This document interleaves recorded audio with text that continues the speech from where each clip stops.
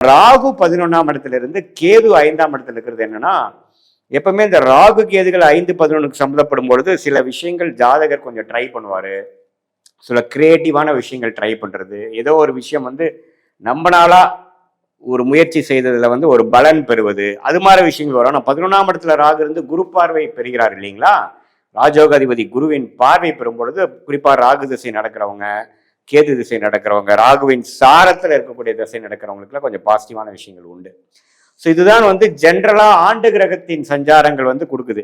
மாத கிரகத்தின் சஞ்சாரம் எப்படி இருக்கு, பயிற்சிகள் எப்படி இருக்குன்னு பார்க்கும் பொழுது, ராசி அதிபதியாகிய செவ்வாயே பார்த்தீங்கன்னா செப்டம்பர்லேருந்து டிசம்பர் வரைக்கும் பார்த்தீங்கன்னா கன்னி, துலாம், விருச்சிகம், தனுசு இந்த 4 ராசியில பயிற்சி பெறுகிறார். இதுல எல்லாமே ஓரளவுக்கு நல்ல பயிற்சி தான். குறிப்பா சொல்ல போனா ஒரு செப்டம்பர் மாதத்திலிருந்து வரக்கூடிய அந்த துலாம்ல வரக்கூடிய செவ்வாய் தன் வீட்டை தன்னை பார்த்து தன் ராசி ஆகிய மேஷ ராசியை செவ்வாய் பார்ப்பது ஒரு நல்ல பலம்.